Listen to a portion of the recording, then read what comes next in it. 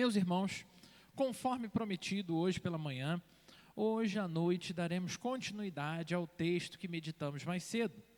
Ou seja, como eu já citei até na oração, fomos levados ao famoso Vale dos Ossos Secos e vimos naquela ocasião como Deus é poderoso para trazer vida, onde só havia morte, onde Deus é poderoso para derramar da sua nova esperança, onde só existiam cinzas. Foi um texto forte, que nos mostrou a necessidade urgente do sopro do Espírito Santo sobre as nossas vidas, sobre a nossa igreja. Mas Ezequiel 37 não termina no vale, não termina quando acaba essa visão. O profeta recebe uma segunda visão, que é igualmente poderosa e muitas vezes a gente não dá a mesma atenção. Se no vale Deus mostrou que pode dar vida a um povo morto, um povo seco, agora ele mostra que pode restaurar a unidade mesmo onde tudo está dividido, onde o povo acha que não tem mais como restaurar. E de novo, irmãos, essa não é uma promessa apenas histórica, focada naquele Israel lá do passado, mas é também uma promessa profética, apontando para Jesus Cristo, apontando o Filho de Davi, que faz de nós um só povo, unidos por uma só fé, uma só esperança. Esse é o tema da nossa pregação de hoje à noite, chamados à unidade. Então pode anotar aí, tema da pregação de hoje, chamados à unidade. E como vamos ver, essa unidade não é fruto dos nossos esforços humanos, nem da ausência de conflito. Imagina se fosse ausência de conflito, ia ser bem mais fácil. Mas é uma unidade fruto da presença viva do nosso Rei, que faz uma aliança eterna com cada um dos seus súditos. Então, sem mais delongas, abra sua Bíblia, Ezequiel, capítulo 37, versículos 15 ao 28. E acompanha comigo, mesmo se a sua versão for diferente, acompanha junto comigo até o final. Essa palavra do Senhor veio a mim. Filho do homem, pegue um pedaço de madeira e escreva nele, pertence a Judá, e os israelitas, seus companheiros. Depois, pegue outro pedaço de madeira e escreva nele, vara de Efraim, pertence a José e a todo o povo de Israel, seus companheiros. Junte-os um ao outro, para que se tornem uma só vara na sua mão. Quando os seus compatriotas perguntarem, você não vai dizer o que significa isso? Diga-lhe, assim diz o soberano Senhor, vou apanhar a vara que está na mão de Efraim, pertencente a José, e as demais tribos israelitas, suas companheiras, e juntá-las à vara de Judá. Assim farei delas um único pedaço de madeira, e elas se tornarão uma só na minha mão. Segure com a sua mão diante dos olhos deles os pedaços de madeira em que você escreveu. E diga-lhes que assim diz o soberano Senhor, tirarei os israelitas das nações para onde foram, vou ajuntá-los de todos os lugares ao redor e trazê-los de volta à sua própria terra. Eu os farei uma única nação na terra, nos montes de Israel. Haverá um único rei sobre todos eles, e nunca mais serão duas nações, nem estarão divididos em dois reinos. Nunca mais se contaminarão com os seus ídolos, nem com as suas imagens repugnantes, nem com nenhuma das suas transgressões, pois eu os salvarei de todas as suas apostasias pecaminosas, e os purificarei. Eles serão o meu povo, e eu serei o seu Deus. O meu servo Davi será rei sobre eles, e todos eles terão um só pastor. Seguirão as minhas ordenanças e terão o cuidado de obedecer aos meus estatutos. Viverão na terra que dei ao meu servo Jacó, a terra onde seus antepassados viveram. Eles e os seus filhos e os filhos dos seus filhos viverão ali para sempre, e o meu servo Davi será o seu líder para sempre. Farei uma aliança de paz com eles, será uma aliança eterna. Eu os firmarei, os multiplicarei e porei o meu santuário no meio deles para sempre. A minha morada estará com eles. Eu serei o seu Deus e eles serão o meu povo. Então, quando o meu santuário estiver entre eles para sempre, as nações saberão que eu, o Senhor, santifico Israel. Outro texto glorioso, né, irmãos? Depois de lermos mais um texto desse, fica claro que a vida não termina no vale de ossos secos. Deus agora mostra a Ezequiel 2 tábuas, 2 madeiras, símbolos de um povo dividido, de reinos que já estavam fragmentados há muitos anos, de irmãos que deveriam caminhar juntos, mas que estavam caminhando separados. O povo não só estava morto espiritualmente, como vimos hoje pela manhã, mas também estava dividido em sua identidade, porque era morto, querendo matar o outro morto.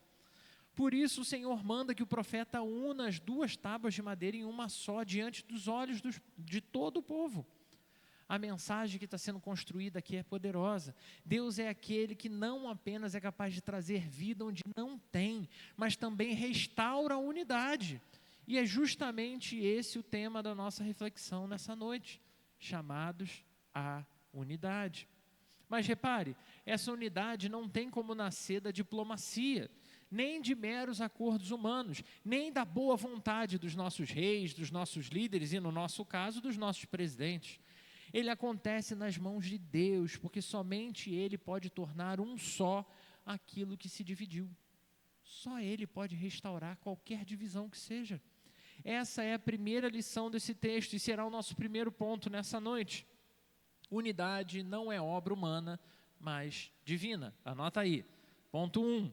Unidade não é obra humana, mas divina. O profeta recebe de Deus uma ordem extremamente curiosa. Pegar 2 pedaços de madeira, escrever nesses 2 pedaços de madeira os nomes de Judá e de Efraim, e depois uni-las em uma só peça diante do povo. Era um gesto simbólico, mas carregado da mensagem. Israel pode sim estar dividido, pode sim entender que não tem mais nada que possa ser feito, pode ter se tornado 2 reinos tão diferentes que eles só conseguem viver baseado nas suas rivalidades. Feridas históricas, barreiras que pareciam agora impossíveis de serem superadas. Mas Deus passava a mensagem que o poder dele continuava sendo o mesmo, para fazer a diferença, mesmo nessa situação. Esse gesto mostra que unidade verdadeira, irmãos, não nasce jamais da diplomacia. Nós podemos precisar disso. A unidade que está sendo apresentada aqui como uma ação de Deus não é algo que vem de acordo político, de concessão, mas vem direto do próprio Deus na nossa direção. Por séculos o povo tentou se manter unido, e a gente tem momentos que o rei de Israel e o rei de Judá até se aproximaram, mas acabou de novo e de novo com 2 reinos mergulhando em idolatria, disputa interna, corrupção. Qual foi o resultado disso? Cativeiro babilônico, vergonha, desesperança, destruição. Mas quando Deus vem na direção do seu povo, até essas madeiras que estavam separadas, porque madeira não tem vontade, não sei se você está se dando conta disso, podem ser unificadas pelas mãos de Deus. É o mesmo que Paulo nos lembra lá em Efésios, pois Ele é a nossa paz, o qual de ambos fez apenas um, e destruiu a barreira, o muro da inimizade. Isso está lá em Efésios, capítulo 2, versículo 14. A obra de Cristo na cruz derruba os muros que nos separavam e nos une de novo, como um só povo. Na prática, isso significa que não é a nossa habilidade de negociar que vai gerar nenhuma unidade na igreja, não, irmãos. Mas é o agir do Espírito Santo, só Ele pode fazer a diferença entre nós. A gente pode até se organizar, a gente pode conversar, a gente pode tentar resolver as coisas ali na força do nosso braço, no nosso jeito, mas a verdadeira unidade só acontece quando estamos dispostos a nos submeter ao senhorio de Cristo. E essa é a boa notícia. Mesmo quando existem divisões entre nós, mesmo quando a gente briga, mesmo quando a gente lembra daquelas feridas antigas que foram abertas, o Senhor continua capaz de restaurar. O Senhor pode fazer coisas que as nossas mentes não conseguem nem sequer conceber. Quando Ele une, ninguém mais pode separar. Se num primeiro momento a visão nos mostra que a unidade não nasce de esforços humanos, mas da mão de Deus, precisamos também compreender que essa unidade não significa ausência de conflito, não significa perfeição humana. O povo de Israel ainda carregava marcas da rebeldia, e nós também carregamos diferenças, carregamos as nossas próprias personalidades aí, e às vezes muito fortes, diga-se de passagem, carregamos feridas que não são curadas nunca. A verdadeira unidade não é o silêncio artificial de quem evita confronto, ou de quem não fala dessas coisas difíceis, mas a presença do verdadeiro rei que governa sobre todos, mesmo em situações difíceis. Não é a ausência de tensão, mas a certeza de que existe um pastor que conduz um só rebanho. E é exatamente isso que o texto nos mostra no segundo momento. A unidade não é a ausência de conflito, mas é a clara evidência da presença do rei. Esse é o nosso ponto 2, anota aí, por favor. Unidade não é a ausência de conflito, mas presença do rei. Unidade não é a ausência de conflito, mas presença do rei.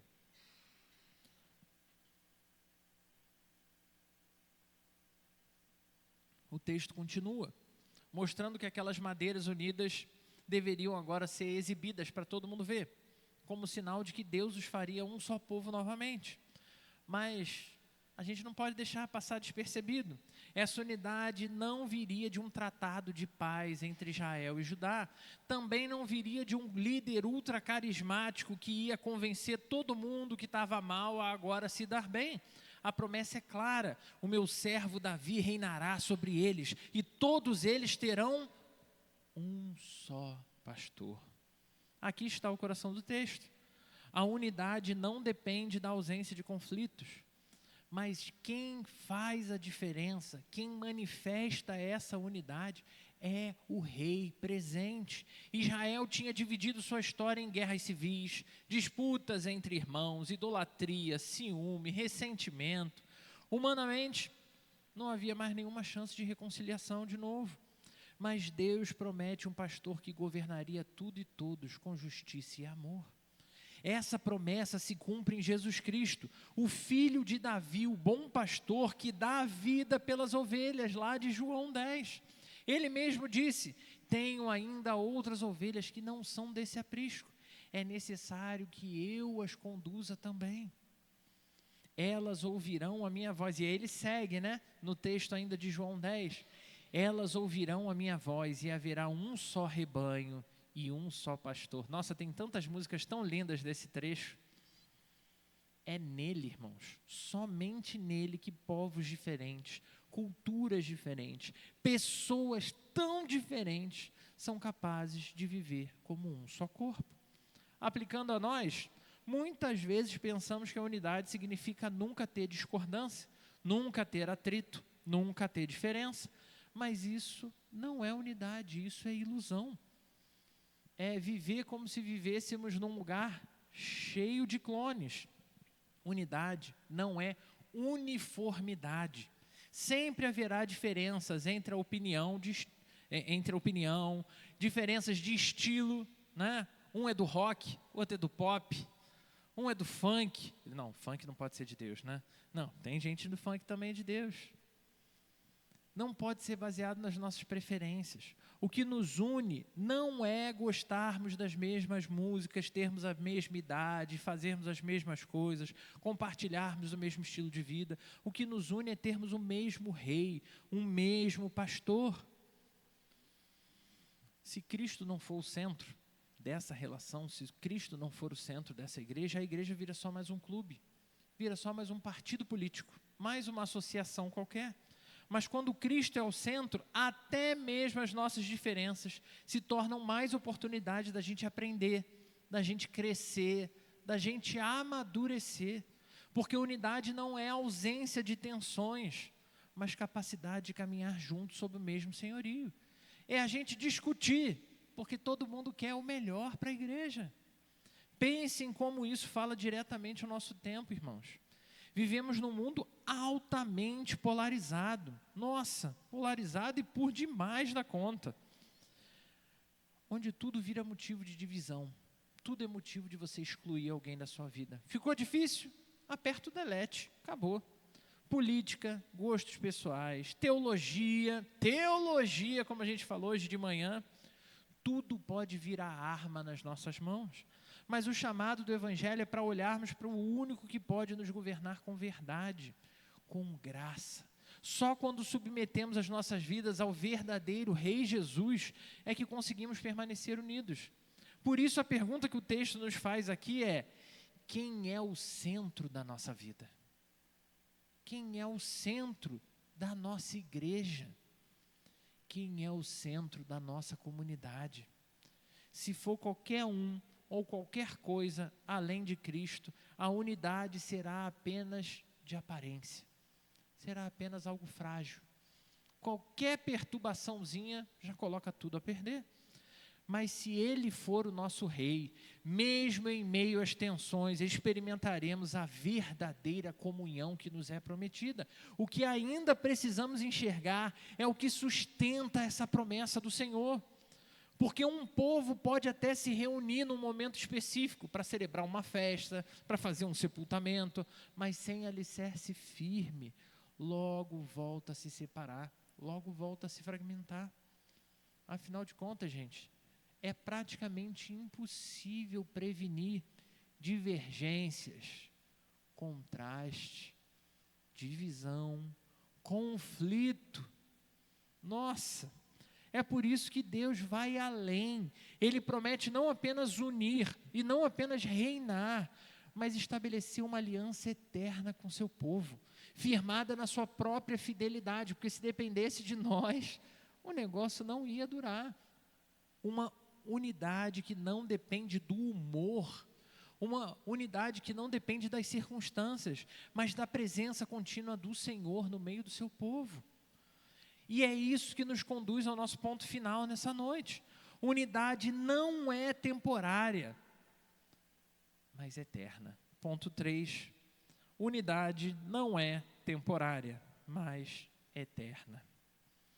O texto culmina numa promessa extremamente gloriosa. Deus mesmo habitará com seu povo para sempre.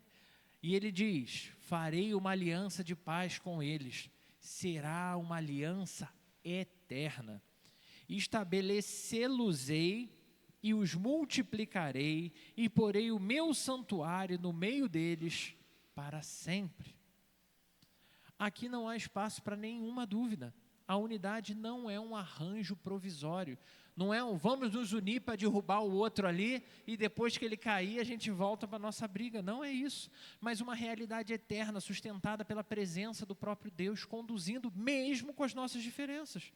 Estamos falando aqui do próprio corpo de Cristo. É um poder celestial em unir pessoas tão diferentes, irmãos. Tão diferentes.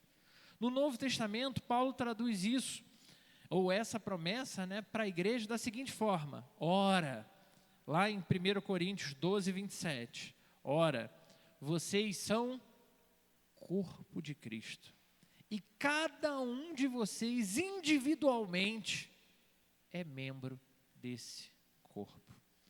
Essa é a imagem mais forte da unidade. Não somos apenas pessoas reunidas em um mesmo lugar, mas somos membros interligados em um único organismo vivo, cujo cabeça é Cristo. Eu sei que é difícil pra caramba a gente cantar algumas músicas, né? A gente até brincava isso aqui antes do culto começar. Porque a letra, quando é baseada nesses textos, diz que a gente é conectado, ou que a gente deveria ser conectado de um jeito que a gente não quer. E é aqui que a gente precisa aplicar isso ao nosso coração. Se somos corpo, quando um membro sofre, todo corpo sofre. Quem já teve unha encravada aqui? O que é uma unha, gente? O que dói mais, uma unha encravada ou uma apendicite? Apendicite. O que dói mais, uma unha encravada ou um ataque cardíaco? Mas quem aqui quer ter que lidar com uma unha encravada? Porque dói. E às vezes aquilo ali, a gente não consegue pensar, dependendo de quanto for o negócio, você não consegue nem pensar em mais nada de tanto que dói. Não faz sentido a gente tentar viver como ilha. Não faz sentido a gente tentar achar que a dor é local, então eu vou resolver essa dor sozinha. Não faz sentido nos dividirmos por questões menores, por gestos, por gostos pessoais, por opiniões secundárias, sejam elas teológicas ou qualquer outra. E isso, irmãos, tem exemplos bem claros para a gente entender o que está sendo exposto aqui. Na igreja, infelizmente, a gente ainda consegue se dividir por coisa tão boba. Quer ver uma coisa? Tem gente que se divide por música na igreja. Como assim por música? Por música. Se tiver hino do inário, mas não é qualquer inário não, é o HNC, inário novo. Se tiver hino do inário, é um culto ao Senhor. Se não tiver, não é. Aí o outro, em contrapartida, vai dizer, não, isso aí é coisa arcaica. Quem fica cantando coisa arcaica é museu. Tem que ter só corinho, só vitória, só coisa boa. Vai ter gente que vai querer botar na igreja 4 tipos de bateria diferentes, porque é isso que vai animar o culto. E vai ter o outro que vai defender que só pode ter órgão. Ou vamos botar mais clássico, né? Só pode ter o cravo, que é o pai do piano, né? A gente consegue se dividir por política. Isso aqui não preciso nem gastar tempo, né? Direita e esquerda, pronto. Já é suficiente para se matar, para separar a família, para dividir a igreja. Nós conseguimos ter problemas por estilos diferentes de liderança. Uma liderança mais conservadora, e aí os conservadores acompanham, adoram, seguem. E outra liderança mais progressista, e aí são os progressistas que abraçam e entendem que só tem aquele jeito. Às vezes nos dividimos até por outras coisas estúpidas.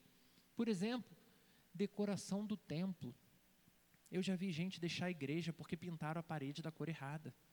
Porque nem me perguntaram se aquela cor estava boa. Gente que briga por causa do horário do culto. E eu não estou falando aqui, irmão, porque essas coisas são relevantes, tá? Não é irrelevante, não. Pintar a parede é importante, horário do culto é importante. Mas não pode ser isso, irmãos, que vai nos dividir. Diante da palavra, tudo isso cai por terra. Porque a unidade que Deus estabelece não está baseada nessas coisas passageiras. Ela precisa estar fundamentada na cruz. Paulo escreve lá em Efésios, capítulo 4, versículo 3 ao versículo 6. Façam todo o esforço para conservar a unidade do Espírito pelo vínculo da paz.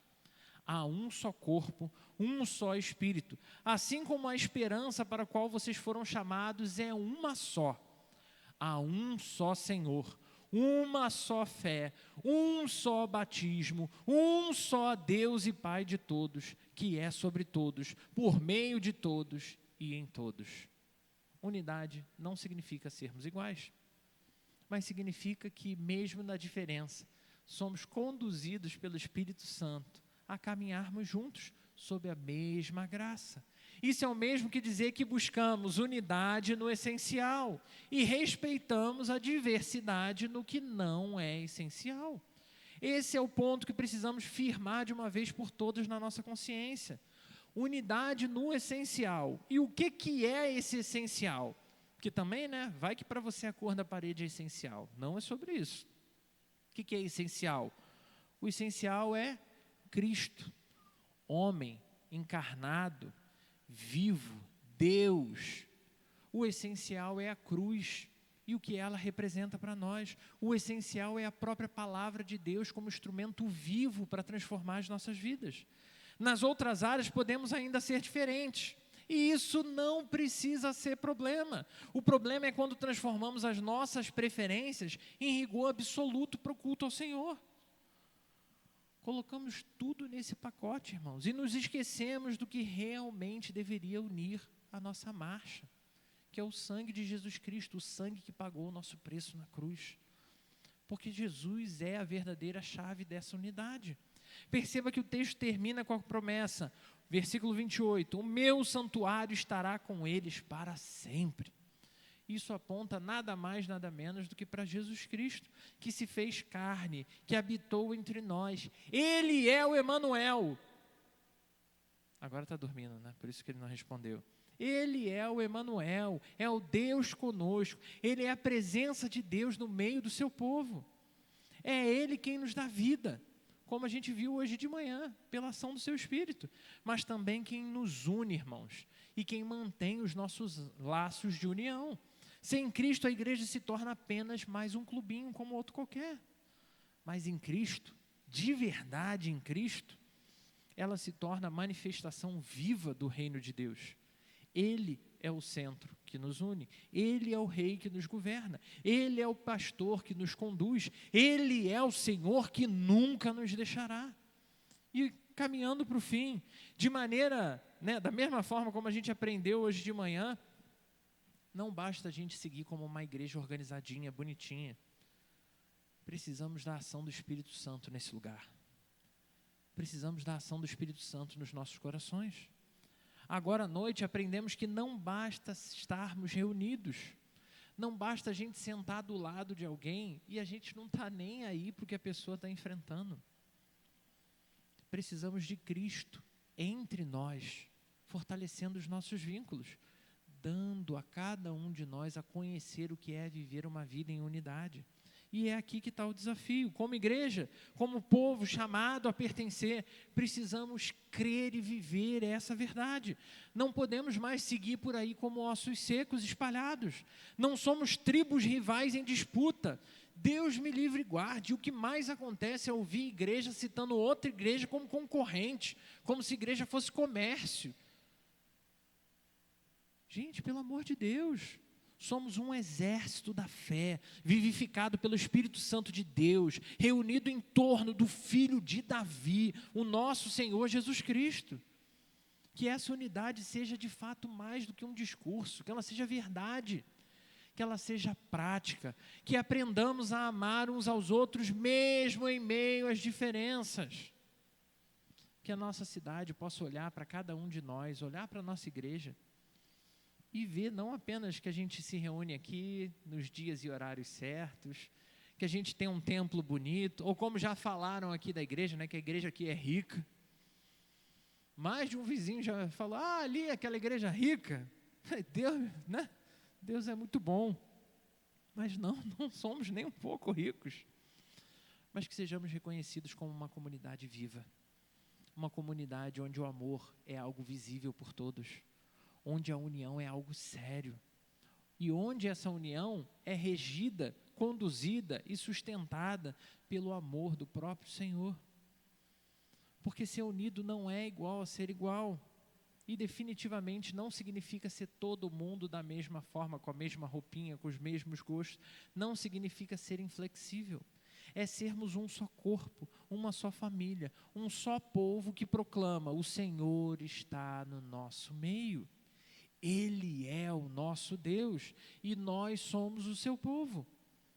E talvez, pode ser, é verdade, pode ser que você que está me ouvindo agora, ou você que está me ouvindo depois com essa mensagem gravada, tenha se habituado a viver dividido, ou viver se dividindo para a segurança, acostumado a manter distância, você tenha implementado o modo defensivo de viver a sua vida. Mas até mesmo sem nunca ter experimentado o que é viver de fato essa unidade em Cristo. Eu não vou te enganar não, tá? Tudo que a gente está falando aqui é lindo, é poder de Deus, mas eu jamais mentiria. Então a verdade é, não é fácil viver unido. Por quê? Porque eu, Felipe, não sou perfeito. Não sou perfeito. E aí junta com o Marcelo, que também não é perfeito. E ainda tem um tal de Luciano, que também não é perfeito. Quando começa a juntar um monte de gente imperfeita, se for só pela nossa capacidade de se manter unido, vai dar muito ruim. Não vai em frente. Então não é fácil para nós enquanto igreja. Somos diferentes, somos falhos, somos homens e mulheres em reconstrução. Mas cremos que nesse lugar aqui, irmãos, o Senhor tem pelo seu Espírito nos conduzido a experimentar algo que é real, algo que é vivo, algo que vai dia após dia removendo toda a nossa imperfeição e nos fazendo conhecer coisas novas. Temos experimentado aqui de verdade o que é ser parte de uma família, e família Quem sabe, quem já viveu realmente família, sabe que família não é maravilha o tempo inteiro. Família tem a hora que o pai vem bater e o irmão diz que foi o outro, né? Sempre o outro. Então a gente tem as nossas divergências, mas precisamos de fato ser um corpo, ser um povo que aprende a caminhar junto. O convite de Deus para hoje é exatamente esse: não viva mais isolado, não aceite mais a divisão como estilo de vida, não aceite as explicações que você se acostumou a dar. Há espaço para você aqui em nome de Jesus, há lugar para você no corpo de Cristo, e o mesmo Espírito que sopra a vida, também sopra a unidade sobre nós. Então você precisa experimentar, você precisa se forçar a viver isso. Vem viver isso, viva com o Senhor, coloque o seu coração nas mãos dEle, peça a Ele: Senhor, que essa visão que o Senhor deu àquele profeta naquele dia, fazendo um povo tão distinto, crer que era possível ser um só povo, também seja clara no meu coração. Que eu me sinta, Senhor, unido aos meus irmãos, não porque eles vão me dar sinais para isso, mas porque o Senhor será a referência entre nós. Convido você a fechar os seus olhos. Vamos falar com Deus.